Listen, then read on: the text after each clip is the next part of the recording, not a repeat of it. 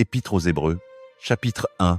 Après avoir autrefois, à de nombreuses reprises et de bien des manières, parlé au Père par les prophètes, Dieu, en ces derniers jours, nous a parlé par le Fils, qu'il a établi héritier de toutes choses, et par lequel il a aussi créé l'univers. Le Fils est le rayonnement de la gloire de Dieu et l'expression exacte de son être, soutenant toutes choses par sa parole puissante. Après avoir accompli la purification des péchés, il s'est assis à la droite de la majesté dans les cieux. Il est ainsi devenu d'autant supérieur aux anges que le nom qu'il a hérité est plus excellent que le leur. Car auquel des anges Dieu a-t-il jamais dit « Tu es mon fils, aujourd'hui je suis devenu ton père » ou encore « Je serai pour lui un père et il sera pour moi un fils ». Et encore, lorsqu'il introduit le premier-né dans le monde, il dit que tous les anges de Dieu l'adorent. En parlant des anges, il dit « Il fait de ses anges des esprits et de ses serviteurs des flammes de feu ». Mais au sujet du Fils, il dit « Ton trône, ô Dieu, est pour toujours et à jamais, et le sceptre de justice est le sceptre de ton royaume. Tu as aimé la justice et haï l'iniquité. C'est pourquoi, ô Dieu, ton Dieu t'a oint d'une huile de joie au-dessus de tes compagnons. » Il dit encore « Au commencement, Seigneur, tu as fondé la terre, et les cieux sont l'ouvrage de tes mains. Ils périront, mais toi tu demeures. Ils s'useront tous comme un vêtement. Tu les rouleras comme un manteau. Comme un vêtement, ils seront changés. Mais toi tu restes le même, et tes années ne finiront point. Et auquel des anges Dieu a-t-il jamais dit « Assieds-toi à ma droite, jusqu'à ce que je fasse de tes ennemis un marchepied pour tes pieds. » Les anges ne sont-ils pas tous des esprits au service de Dieu, envoyés pour exercer un ministère en faveur de ceux qui doivent hériter du salut? Épître aux Hébreux, chapitre 2, c'est pourquoi nous devons d'autant plus nous attacher aux choses que nous avons entendues, afin de ne pas nous laisser entraîner loin d'elles. Hébreux, chapitre 2, donc nous devons d'autant plus nous attacher à ce que nous avons entendu, afin de ne pas nous écarter, car si la parole annoncée par des anges a été ferme, et si toute transgression et toute désobéissance a reçu une juste rétribution, comment échapperons-nous si nous négligeons un si grand salut? Ce salut annoncé d'abord par le Seigneur nous a été confirmé par ceux qui l'ont entendu, Dieu appuyant leur témoignage par des signes, des prodiges et divers miracles, et par des dons du Saint-Esprit distribués selon sa volonté. En effet, ce n'est pas à des anges qu'il a soumis le monde à venir dont nous parlons, mais quelqu'un a rendu ce témoignage en disant « Qu'est-ce que l'homme pour que tu te souviennes de lui, ou le Fils de l'homme pour que tu prennes soin de lui? Tu l'as abaissé pour un peu de temps au-dessous des anges, tu l'as couronné de gloire et d'honneur, tu as mis toutes choses sous ses pieds. En mettant toutes choses sous ses pieds, Dieu n'a rien laissé qui ne lui soit soumis. Toutefois, à présent, nous ne voyons pas encore que toutes choses lui soient soumises. Mais nous voyons Jésus, qui a été abaissé pour un peu de temps au-dessous des anges, couronné maintenant de gloire et d'honneur à cause de la souffrance de la mort, afin que, par la grâce de Dieu, il goûtât la mort pour tous. En effet, il convenait que Dieu, pour qui et par qui sont toutes choses, voulant conduire à la gloire beaucoup de fils et de filles, rendit parfait par les souffrances le chef de leur salut. Car celui qui sanctifie et ceux qui sont sanctifiés sont tous issus d'un même, c'est pourquoi il n'a pas honte de les appeler frères et sœurs, disant « J'annoncerai ton nom à mes frères et sœurs, au milieu de l'assemblée je chanterai tes louanges, et encore, je mettrai ma confiance en lui, et encore, me voici, moi et les enfants que Dieu m'a donnés. » Ainsi donc, puisque les enfants ont en commun la chair et le sang, lui aussi y a pareillement participé, afin que par sa mort il réduisit à l'impuissance celui qui avait la puissance de la mort, c'est à dire le diable, et qu'il délivra tous ceux qui par crainte de la mort étaient toute leur vie retenus dans la servitude. Car assurément, ce n'est pas à des anges qu'il vient en aide, mais à la descendance d'Abraham. C'est pourquoi il a dû être rendu semblable à ses frères et sœurs en toutes choses, afin qu'il devienne un souverain sacrificateur miséricordieux et fidèle dans le service de Dieu pour faire l'expiation des péchés du peuple. En effet, parce qu'il a lui-même souffert lorsqu'il a été tenté, il peut secourir ceux qui sont tentés. Hébreux chapitre 3, donc Saint. Chapitre 3 des Hébreux, frères et sœurs qui participaient à l'appel céleste, fixez vos pensées sur Jésus, que nous reconnaissons comme notre apôtre et notre grand prêtre. Il a été fidèle à celui qu'il a établi, tout comme Moïse a été fidèle dans toute la maison de Dieu. Jésus a été jugé digne d'une gloire plus grande que Moïse, de même que le constructeur d'une maison reçoit plus d'honneur que la maison elle-même, car toute maison est construite par quelqu'un, mais Dieu est le constructeur de toutes choses.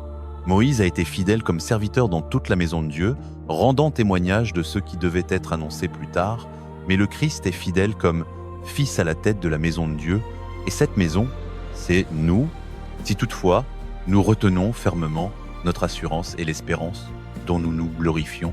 C'est pourquoi, comme le dit l'Esprit Saint, aujourd'hui, si vous entendez sa voix, n'endurcissez pas vos cœurs comme lors de la révolte, au temps de l'épreuve dans le désert, où vos ancêtres m'ont mis à l'épreuve et m'ont provoqué, bien qu'ils aient vu mes œuvres pendant 40 ans. C'est pourquoi je suis irrité contre cette génération et je dis, leur cœur s'égare toujours, ils n'ont pas connu mes voies. Ainsi, dans ma colère, j'ai juré, ils n'entreront jamais dans mon repos.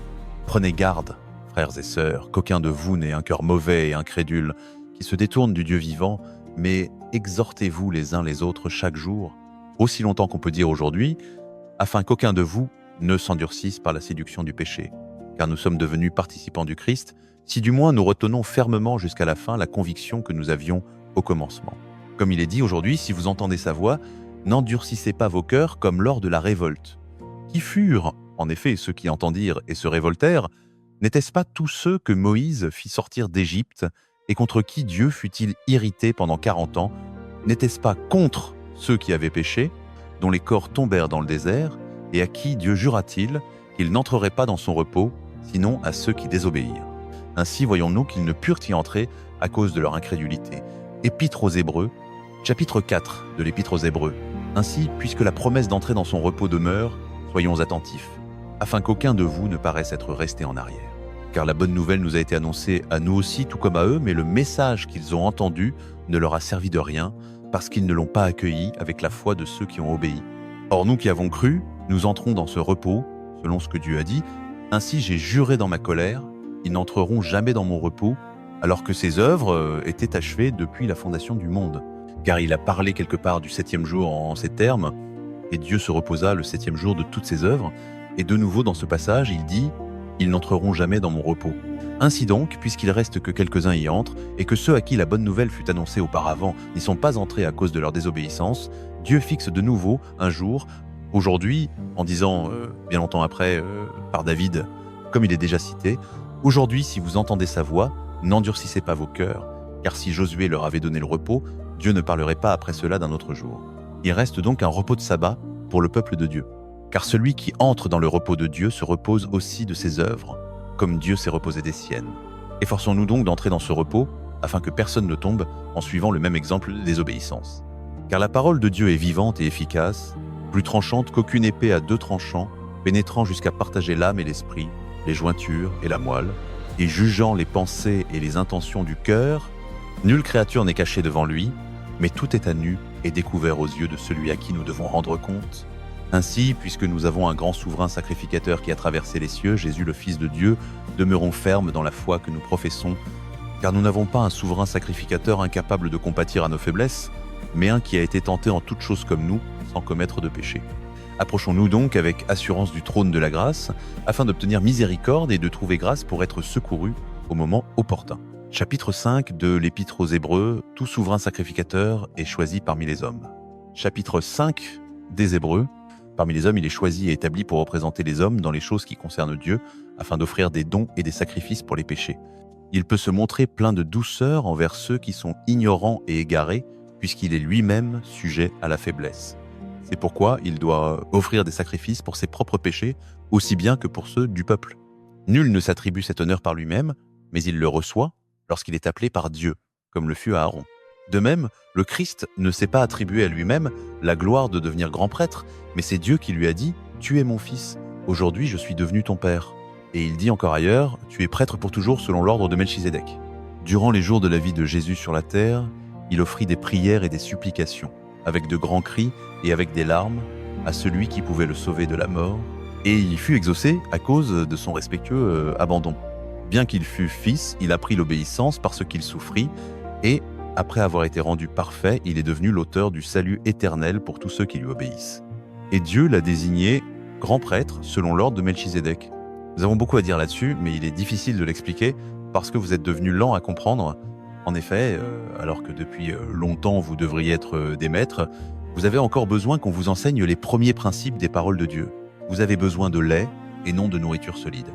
Or, quiconque en est encore au lait n'est pas familier avec l'enseignement sur la justice, car il est un enfant. La nourriture solide est pour les hommes mûrs, pour ceux qui par l'usage constant ont exercé leur faculté à discerner le bien et le mal. Chapitre des Hébreux. Épître aux Hébreux, chapitre 6. C'est pourquoi, laissant les enseignements élémentaires concernant le Christ, tendons vers la maturité, sans poser de nouveau le fondement de la repentance des œuvres mortes et de la foi en Dieu, de l'instruction sur les rites de purification, de l'imposition des mains, de la résurrection des morts et du jugement éternel, et, si Dieu le permet, nous le ferons. Il est en effet impossible que ceux qui ont été, une fois éclairés, qui ont goûté le don céleste, qui ont eu part au Saint-Esprit, qui ont goûté la bonne parole de Dieu et les puissances du monde à venir, et qui sont tombés, soit encore amenés à la repentance, puisque pour leur part, ils crucifient de nouveau le Fils de Dieu et l'exposent à l'ignominie publique. Une terre qui boit la pluie souvent tombée sur elle et qui produit une herbe utile à ceux pour qui elle est cultivée reçoit la bénédiction de Dieu, mais celle qui produit des épines et des chardons est sans valeur et proche d'être maudite, et sa fin est d'être brûlée. Toutefois, bien que nous parlions ainsi, bien-aimés, nous sommes convaincus en ce qui vous concerne de choses meilleures et relatives au salut, car Dieu n'est pas injuste pour oublier votre œuvre et l'amour que vous avez montré pour son nom, en ayant servi les saints et en les servant encore. Nous désirons que chacun de vous montre le même zèle jusqu'à la fin, afin que l'espérance soit pleinement réalisée, en sorte que vous ne deveniez pas paresseux, mais que vous imitiez ceux qui, par la foi et la patience, héritent des promesses.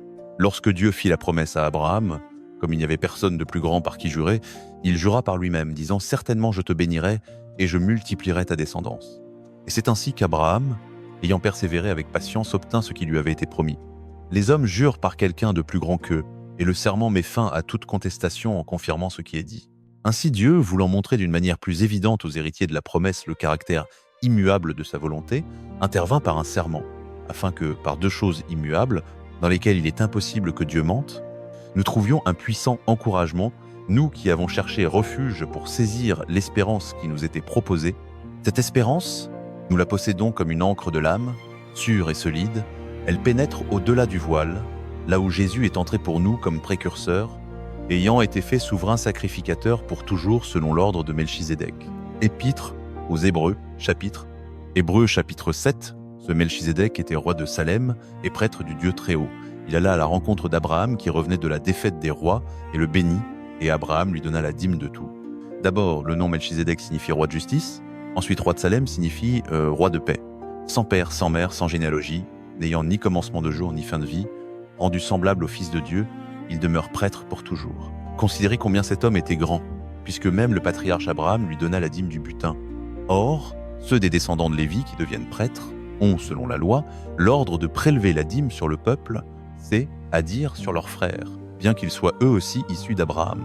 Mais celui-ci, qui ne tirait pas son origine de Lévi, préleva la dîme sur Abraham et bénit celui qui avait les promesses. Or, sans contredit, c'est l'inférieur qui est béni par le supérieur. Et ici, ce sont des hommes mortels qui perçoivent la dîme, tandis que là, c'est celui dont il est attesté qu'il est vivant. On pourrait même dire que Lévi, qui perçoit la dîme, l'a payée par Abraham, car il était encore dans les reins de son ancêtre lorsque Melchizedek rencontra Abraham. Si donc la perfection avait été possible par le sacerdoce lévitique, puisque c'est sur lui que repose la loi donnée au peuple, quel besoin y avait-il encore qu'un autre prêtre surgisse selon l'ordre de Melchizedek et non selon l'ordre d'Aaron? Car lorsque le sacerdoce est changé, il y a nécessairement aussi un changement de loi. Celui de qui ces choses sont dites appartient à une autre tribu, dont aucun membre n'a servi à l'autel. En effet, il est évident que notre Seigneur est issu de Juda, et Moïse n'a rien dit concernant des prêtres issus de cette tribu. Cela devient encore plus clair lorsqu'apparaît un autre prêtre semblable à Melchizedek, établi non sur la base d'une règle relative à une ascendance charnelle, mais selon la puissance d'une vie indestructible, car il est attesté « Tu es prêtre pour toujours », selon l'ordre de Melchizedek. Ainsi, l'ancien commandement est abrogé à cause de sa faiblesse et de son inutilité, car la loi n'a rien amené à la perfection, mais une meilleure espérance est introduite, par laquelle nous nous approchons de Dieu. Et cela n'a pas eu lieu sans serment. Les autres sont devenus prêtres sans serment, mais lui, il est devenu avec serment par celui qui lui a dit « Le Seigneur a juré et ne se repentira pas, tu es prêtre pour toujours ». À cause de ce serment, Jésus est devenu le garant d'une alliance meilleure. De plus, il y a eu beaucoup de prêtres, parce que la mort les empêchait de rester en fonction, mais lui, parce qu'il demeure éternellement, possède un sacerdoce qui ne se transmet pas. C'est pourquoi il peut sauver parfaitement ceux qui s'approchent de Dieu par lui, étant toujours vivant pour intercéder en leur faveur. Un tel souverain sacrificateur répondait en effet à notre besoin, saint, innocent, pur, séparé des pécheurs et élevé au-dessus des cieux. Contrairement aux autres souverains sacrificateurs, il n'a pas besoin d'offrir chaque jour des sacrifices, d'abord pour ses propres péchés, puis pour ceux du peuple, car il l'a fait une fois pour toutes, en s'offrant lui-même. En effet, la loi établit comme souverain sacrificateur des hommes sujets à la faiblesse, mais le serment, postérieur à la loi, établit le Fils, rendu parfait pour toujours. Hébreux chapitre 8. Maintenant, le point principal de ce que nous disons est ceci. Nous, chapitre 8 des Hébreux, nous avons tel grand prêtre qui s'est assis à la droite du trône de la majesté dans les cieux et qui exerce son ministère dans le sanctuaire, le véritable tabernacle dressé par le Seigneur et non par un simple être humain. tout grand prêtre est établi pour offrir des dons et des sacrifices, et il était donc nécessaire que celui-ci aussi ait quelque chose à offrir. S'il était sur la terre, il ne serait pas prêtre, puisqu'il y a déjà des prêtres qui offrent les dons prescrits par la loi. Ils servent dans un sanctuaire qui est une copie, et l'ombre de ce qui est dans les cieux. C'est pourquoi Moïse fut averti lorsqu'il allait construire le tabernacle. Prends garde de faire tout selon le modèle qui t'a été montré sur la montagne. Mais en réalité, le ministère que Jésus a reçu est d'autant supérieur au leur que l'alliance dont il est le médiateur est supérieure à l'ancienne, puisque la nouvelle alliance est fondée sur de meilleures promesses. Car s'il n'y avait rien eu de défectueux dans la première alliance, il n'aurait pas été question d'en chercher une autre. Mais Dieu a trouvé un reproche au peuple, et il a dit « Des jours viennent, déclare le Seigneur, où je conclurai une nouvelle alliance avec la maison d'Israël et avec la maison de Juda. Elle ne sera pas comme l'alliance que j'ai faite avec leurs ancêtres, le jour où je les ai pris par la main pour les faire sortir d'Égypte, parce qu'ils ne sont pas demeurés fidèles à mon alliance, et je me suis détourné d'eux, déclare le Seigneur. Voici l'alliance que j'établirai avec la maison d'Israël après ces jours-là, déclare le Seigneur. Je mettrai mes lois dans leur esprit, je les écrirai dans leur cœur, je serai leur Dieu, et ils seront mon peuple. Aucun n'enseignera plus son prochain, ni ne dira à son frère « Connais le Seigneur », car tous me connaîtront, depuis le plus petit jusqu'au plus grand d'entre eux. Car je pardonnerai leurs injustices, et je ne me souviendrai plus de leurs péchés. En appelant cette alliance nouvelle, il a rendu la première obsolète, et ce qui devient obsolète et vieilli est près de disparaître. Chapitre 9 des Hébreux. Or, la première alliance avait aussi des règles concernant le culte. Chapitre 9 de l'Épître aux Hébreux. Le premier pacte avait aussi des règles pour le culte et un sanctuaire terrestre. Un tabernacle fut en effet dressé. Dans la première partie se trouvait le chandelier, la table et les pains consacrés. Cette partie était appelée le lieu saint. Derrière le second voile se trouvait une partie appelée le lieu très saint. Elle contenait l'autel d'or pour les parfums et l'arche de l'alliance entièrement recouverte d'or. Dans cette arche se trouvait le vase d'or contenant la manne, le bâton d'Aaron qui avait fleuri et les tables de l'alliance. Au-dessus de l'arche étaient les chérubins de la gloire, couvrant de leur ombre le propitiatoire, mais il n'est pas possible d'entrer maintenant dans le détail de ces choses. Lorsque tout fut disposé de cette manière, les prêtres entraient continuellement dans la première partie du tabernacle pour accomplir leur service. Mais dans la seconde partie entrait seul le souverain sacrificateur, une fois par an seulement, et jamais sans du sang qu'il offrait pour lui-même et pour les fautes commises par le peuple dans l'ignorance. Le Saint-Esprit montrait par là que le chemin du lieu très saint n'était pas encore ouvert tant que le premier tabernacle subsistait. C'est une image pour le temps présent, indiquant que les dons et les sacrifices offerts ne peuvent pas rendre parfait quant à la conscience celui qui rend le culte. Ils concernent seulement des aliments, des boissons et diverses ablutions. Des prescriptions extérieures imposées jusqu'au temps du nouvel ordre. Mais Christ est venu comme souverain sacrificateur des biens déjà présents, et il a traversé un tabernacle plus grand et plus parfait, qui n'est pas fait de main d'homme, c'est à dire qui n'appartient pas à cette création. Il est entré une fois pour toutes dans le lieu très saint, non avec le sang de bouc et de veau, mais avec son propre sang, ayant obtenu une rédemption éternelle. En effet, si le sang des boucs et des taureaux et la cendre d'une génisse, répandue sur ceux qui sont souillés, les sanctifient et les rendent purs quant à la chair, combien plus le sang du Christ, qui, par l'Esprit éternel, s'est offert lui-même, sans tache à Dieu, purifiera-t-il notre conscience des œuvres mortes, afin que nous servions le Dieu vivant. C'est pour cette raison qu'il est le médiateur d'une nouvelle alliance, afin que ceux qui sont appelés reçoivent l'héritage éternel promis, maintenant qu'une mort est intervenue pour le rachat des transgressions commises sous la première alliance. Dans le cas d'un testament, il est nécessaire de constater la mort de celui qui l'a établi, car un testament n'entre en vigueur qu'après la mort, et il n'a aucune force tant que celui qui l'a établi est en vie. Voilà pourquoi même la première alliance n'a pas été mise en vigueur sans du sang. En effet, lorsque Moïse eut proclamé à tout le peuple tous les commandements de la loi, il prit le sang des veaux, avec de l'eau, de la laine écarlate et de l'hysope, et il en aspergea le livre lui-même ainsi que tout le peuple en disant « Ceci est le sang de l'alliance que Dieu a ordonné pour vous. » Il aspergea de la même manière de sang le tabernacle et tous les ustensiles du culte. Et presque tout, selon la loi, est purifié avec du sang, et sans effusion de sang, il n'y a pas de pardon. Il était donc nécessaire que les copies des réalités célestes soient purifiées par de tels sacrifices, mais les réalités célestes elles-mêmes par des sacrifices meilleurs que cela. Car Christ n'est pas entré dans un sanctuaire fait de main d'homme, simple copie du véritable, mais il est entré dans le ciel même, afin de se présenter maintenant pour nous devant la face de Dieu. Et c'est pas pour s'offrir lui-même plusieurs fois, comme le souverain sacrificateur entre chaque année dans le lieu très saint avec un sang qui n'est pas le sien, autrement il aurait dû souffrir plusieurs fois depuis la fondation du monde. Mais maintenant, à la fin des temps, il a paru une seule fois pour abolir le péché par le sacrifice de lui-même. Et comme il est réservé aux hommes de mourir une seule fois, après quoi vient le jugement. De même le Christ, après avoir été offert une seule fois pour porter les péchés de plusieurs, apparaîtra une seconde fois, sans rapport avec le péché, pour le salut de ceux qui l'attendent. Chapitre 10 des Hébreux, la loi n'est qu'une ombre des biens à venir, et non la réalité même. C'est pourquoi elle ne peut jamais, par les mêmes sacrifices offerts indéfiniment d'année en année, rendre parfaits ceux qui s'approchent pour adorer. Autrement, n'aurait-on pas cessé de les offrir, puisque les adorateurs, une fois purifiés, n'auraient plus eu conscience de leurs péchés, mais ces sacrifices sont un rappel annuel des péchés. En effet, il est impossible que le sang des taureaux et des boucs ôte les péchés. C'est pourquoi, en entrant dans le monde, le Christ a dit « Tu n'as voulu ni sacrifice, ni offrande, mais tu m'as formé un corps. Tu n'as pris plaisir ni aux holocaustes, ni aux sacrifices pour le péché. » Alors j'ai dit « Me voici, il est écrit de moi dans le rouleau, je suis venu pour faire ta volonté, mon Dieu. » Il a d'abord déclaré « Tu n'as voulu ni sacrifice, ni offrande, ni holocauste, ni sacrifice pour le péché, et tu n'y as pas pris plaisir, bien qu'il soit offert conformément à la loi. » Puis il a dit « Me voici, je suis venu pour faire ta volonté. » Il abolit ainsi le premier pour établir le second. Et c'est en vertu de cette volonté que nous avons été sanctifiés, par l'offrande du corps de Jésus-Christ, une fois pour toutes. Or, tout prêtre se tient chaque jour pour faire le service et offrir souvent les mêmes sacrifices. Ils ne peuvent jamais ôter les péchés. Mais lui, après avoir offert un seul sacrifice pour les péchés, valable pour toujours, s'est assis à la droite de Dieu, attendant désormais que ses ennemis soient mis comme un marchepied sous ses pieds. Car par une seule offrande, il a rendu parfait pour toujours ceux qui sont sanctifiés. Le Saint-Esprit nous en rend aussi témoignage, car après avoir dit « Voici l'alliance que je ferai avec eux après ces jours-là, dit le Seigneur, je mettrai mes lois dans leur cœur et je les écrirai dans leur esprit. » Il ajoute « Je ne me souviendrai plus de leurs péchés ni de leurs actes d'iniquité. » Or, là où les péchés sont pardonnés, il n'y a plus besoin d'offrande pour le péché.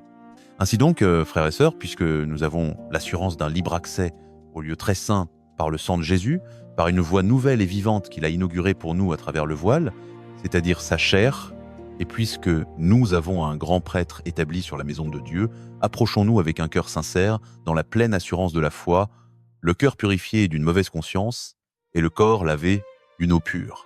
Retenons fermement l'espérance que nous professons, car celui qui a fait la promesse est fidèle. Veillons les uns sur les autres pour nous encourager à l'amour et aux bonnes œuvres, sans abandonner notre assemblée, comme c'est la coutume de quelques-uns, mais en nous exhortant mutuellement, et cela d'autant plus que vous voyez s'approcher le jour, car si nous péchons volontairement après avoir reçu la connaissance de la vérité, il ne reste plus de sacrifice pour les péchés, mais une attente terrible du jugement et l'ardeur d'un feu qui dévorera les adversaires de Dieu. Celui qui a violé la loi de Moïse meurt sans miséricorde sur la déposition de 2 ou 3 témoins. Combien plus sévère pensez-vous que sera le châtiment de celui qui aura foulé aux pieds le Fils de Dieu, qui aura tenu pour profane le sang de l'alliance par lequel il a été sanctifié, et qui aura outragé l'esprit de la grâce? Car nous connaissons celui qui a dit « À moi la vengeance, c'est moi qui rendrai ». Et encore, le Seigneur jugera son peuple. C'est une chose terrible que de tomber entre les mains du Dieu vivant. Souvenez-vous des premiers jours, lorsque, après avoir été éclairés, vous avez soutenu un grand combat au milieu des souffrances, tantôt exposé publiquement aux insultes et aux persécutions, tantôt vous associant à ceux qui étaient ainsi traités. Vous avez en effet souffert avec les prisonniers et accepté avec joie la confiscation de vos biens, sachant que vous possédiez des biens meilleurs et durables. N'abandonnez donc pas votre assurance, qui comporte une grande récompense. Vous avez besoin de persévérance, afin que, après avoir accompli la volonté de Dieu, vous obteniez ce qui a été promis, car encore un peu, très peu de temps, et celui qui doit venir viendra et ne tardera pas.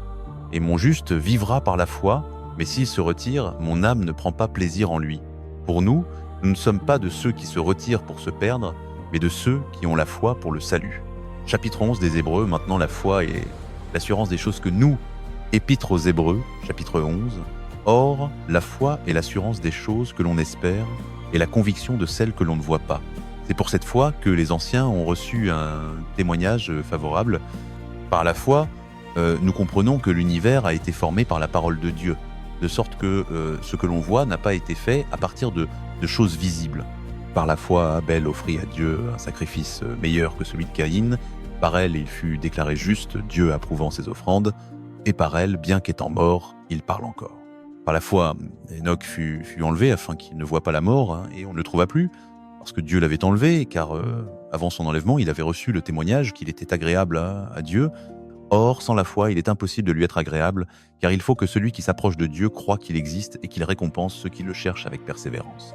Par la foi, Noé, divinement averti des choses qu'on ne voyait pas encore, animé d'une crainte respectueuse, construisit une arche pour sauver sa famille. Par elle, il condamna le monde et devint héritier de la justice qui s'obtient par la foi. Par la foi, Abraham, appelé à aller dans un lieu qu'il devait recevoir en héritage, obéit et partit sans savoir où il allait. Par la foi, il séjourna dans la terre promise, comme dans une terre étrangère, habitant sous des tentes, ainsi qu'Isaac et Jacob, héritiers avec lui de la même promesse, car il attendait la cité qui a de solides fondements, celle dont Dieu est l'architecte et le constructeur. Par la foi, même Sarah, malgré son âge avancé, fut rendue capable d'avoir une descendance, parce qu'elle estima fidèle celui qui avait fait la promesse. C'est pourquoi d'un seul homme, et d'un homme déjà comme mort, naquit une postérité aussi nombreuse que les étoiles du ciel et innombrable comme le sable qui est au bord de la mer. Tous ceux-là sont morts dans la foi, sans avoir reçu les choses promises, mais les ayant vus et salués de loin, et reconnaissant qu'ils étaient étrangers et voyageurs sur la terre. Ceux qui parlent ainsi montrent qu'ils recherchent une patrie. S'ils avaient pensé à celle d'où ils étaient sortis, ils auraient eu le temps d'y retourner, mais maintenant ils aspirent à une patrie meilleure, c'est-à-dire céleste. C'est pourquoi Dieu n'a pas honte d'être appelé leur Dieu, car il leur a préparé une cité. Par la foi, Abraham, mis à l'épreuve, offrit Isaac en sacrifice. Et celui qui avait reçu les promesses offrait son fils unique, alors qu'il lui avait été dit « C'est par Isaac que sera appelée ta descendance ». Il pensait que Dieu est puissant même pour ressusciter les morts, aussi le recouvra-t-il, pour ainsi dire, d'entre les morts. Par la foi, Isaac bénit Jacob et Ésaü en vue des choses à venir. Par la foi, Jacob, mourant, bénit chacun des fils de Joseph, et il adora, appuyé sur l'extrémité de son bâton.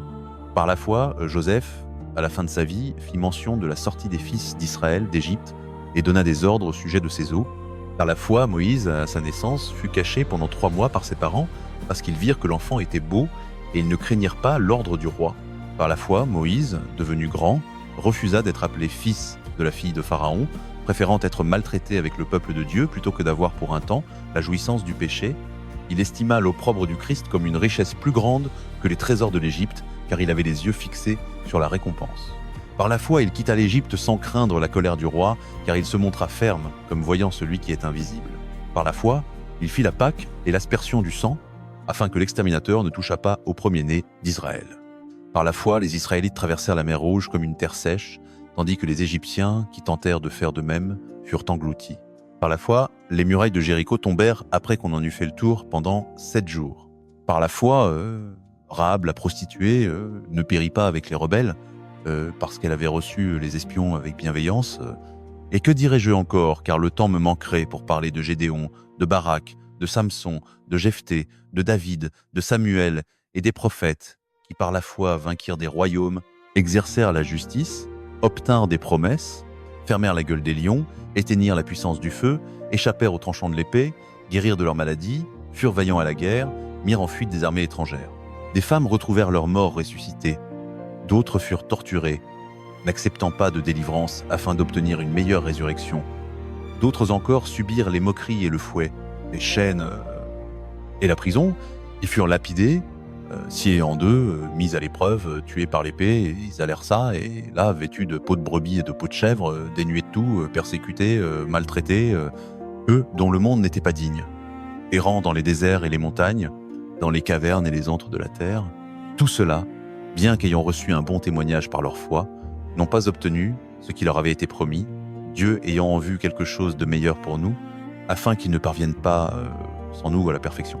Épître aux Hébreux, chapitre 12, c'est pourquoi, puisque nous sommes environnés d'une si grande nuée de témoins, Hébreux chapitre 12 ainsi donc, puisque nous sommes environnés d'une si grande nuée de témoins, rejetons tout fardeau et le péché qui nous enveloppe si facilement, et courons avec persévérance la course qui nous est proposée, les regards fixés sur Jésus, le pionnier et le perfectionneur de la foi, qui, en vue de la joie qui lui était réservée, a enduré la croix, méprisant la honte, et s'est assis à la droite du trône de Dieu. Considérez celui qui a supporté une telle opposition de la part des pécheurs, afin que vous ne vous lassiez pas et ne perdiez pas courage. Dans votre lutte contre le péché, vous n'avez pas encore résisté jusqu'à verser votre sang, et vous avez oublié l'exhortation qui vous est adressée comme à des fils. Mon fils, ne méprise pas la discipline du Seigneur, et ne perds pas courage lorsqu'il te reprend, car le Seigneur discipline celui qu'il aime, et il châtie tout fils qu'il reconnaît. Supporter la discipline, c'est comme des fils que Dieu vous traite, car quel est le fils qu'un père ne discipline pas?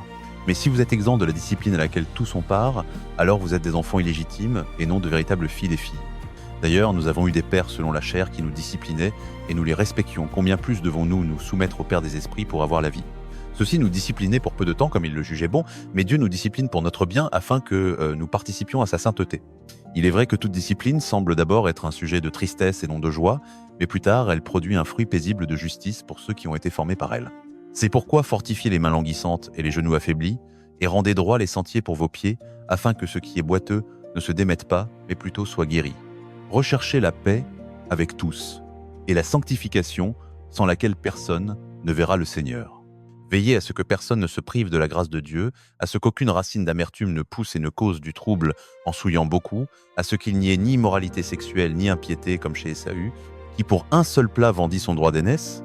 Vous savez que plus tard, voulant obtenir la bénédiction, il fut rejeté, bien qu'il la recherchât avec des larmes, car il ne put obtenir le changement de ce qui avait été fait. Vous ne vous êtes pas approché d'une montagne que l'on pouvait toucher, embrasée par le feu, ni de l'obscurité des ténèbres et de la tempête, ni du retentissement de la trompette, ni du son de parole tel que ceux qui l'entendirent demandèrent qu'il ne leur en soit plus adressé, car ils ne pouvaient supporter cet ordre, même une bête qui touche la montagne sera lapidée. Le spectacle était si terrible que Moïse dit « Je suis épouvanté et tremblant ». Mais vous vous êtes approché du mont Sion, de la cité du Dieu vivant, la Jérusalem céleste, des myriades d'anges en assemblée joyeuse, de l'église des premiers-nés inscrits dans les cieux, de Dieu, le juge de tous, des esprits des justes parvenus à la perfection, de Jésus, le médiateur d'une nouvelle alliance, et du sang de l'aspersion qui parle mieux que celui d'Abel. Gardez-vous de refuser d'entendre celui qui parle, car si ceux-là n'ont pas échappé lorsqu'ils ont refusé celui qui les avertissait sur la terre, combien moins échapperons-nous si nous nous détournons de celui qui avertit du ciel. Sa voix alors ébranla la terre, mais maintenant il a promis en disant, encore une fois, « J'ébranlerai non seulement la terre, mais aussi le ciel ». Ces mots, encore une fois, indiquent la disparition des choses ébranlées, comme ayant été créées, afin que les choses inébranlables subsistent. C'est pourquoi, recevant un royaume inébranlable, montrons de la reconnaissance et offrons à Dieu un culte qui lui soit agréable, avec piété et crainte, car notre Dieu est un feu dévorant. Chapitre 13 des Hébreux, persévérer dans l'amour fraternel. N'oubliez pas l'hospitalité envers les étrangers, car en la pratiquant, certains ont accueilli des anges sans le savoir. Souvenez-vous des prisonniers comme si vous étiez aussi en prison avec eux, et de ceux qui sont maltraités comme si vous souffriez vous-même. Que le mariage soit honoré de tous, et que le lit conjugal soit gardé pur, car Dieu jugera l'adultère et tous les débauchés. Que votre conduite soit sans amour de l'argent, et contentez-vous de ce que vous avez, car Dieu a dit « Je ne te délaisserai jamais, et je ne t'abandonnerai jamais ». Ainsi pouvons-nous dire avec assurance « Le Seigneur est mon aide, je ne craindrai rien, que peut me faire un simple mortel ?» Souvenez-vous de vos conducteurs qui vous ont annoncé la parole de Dieu. Considérez quelle a été la fin de leur manière de vivre et imitez leur foi. Jésus-Christ est le même hier, aujourd'hui et éternellement. Ne vous laissez pas entraîner par des enseignements divers et étrangers, car il est bon que le cœur soit affermi par la grâce et non par des aliments rituels qui n'ont servi à rien à ceux qui s'y attachent. Nous avons un autel dont ceux qui servent au tabernacle n'ont pas le droit de manger. Le grand prêtre porte le sang des animaux dans le lieu très saint comme offrande pour le péché, mais les corps sont brûlés hors du camp. C'est pourquoi Jésus aussi a souffert hors de la porte de la ville, afin de sanctifier le peuple par son propre sang. Sortons donc vers lui hors du camp, en portant l'opprobre qu'il a porté. Car ici-bas, nous n'avons pas de cité permanente, mais nous cherchons celle qui est à venir. Par Jésus, donc, offrons sans cesse à Dieu un sacrifice de louange, c'est, à dire, le fruit de lèvres qui confesse ouvertement son nom. Et n'oubliez pas de faire le bien et de partager, car Dieu prend plaisir à de tels sacrifices. Ayez confiance en vos conducteurs et soumettez-vous à leur autorité, car ils veillent sur vos âmes comme devant en rendre compte, afin qu'ils le fassent avec joie et non en gémissant, ce qui ne vous serait d'aucun avantage. Priez pour nous, car nous sommes convaincus d'avoir une bonne conscience et nous désirons nous conduire honorablement en toutes choses. Je vous exhorte tout particulièrement à prier, afin que je vous sois rendu plus promptement, que le Dieu de paix, qui a ramené d'entre les morts notre Seigneur Jésus, le grand berger des brebis, par le sang de l'alliance éternelle, vous rende capable de toute œuvre bonne pour l'accomplissement de sa volonté, et qu'il fasse en nous ce qui lui est agréable par Jésus-Christ, à qui soit la gloire au siècle des siècles. Amen. Frères et sœurs, je vous exhorte à supporter cette parole d'exhortation, car je vous ai écrit en peu de mots. Sachez que notre frère Timothée a été relâché. S'il vient bientôt, je viendrai avec lui vous voir. Saluez tous vos conducteurs et tous les saints. Ceux d'Italie vous saluent. Que la grâce soit avec vous tous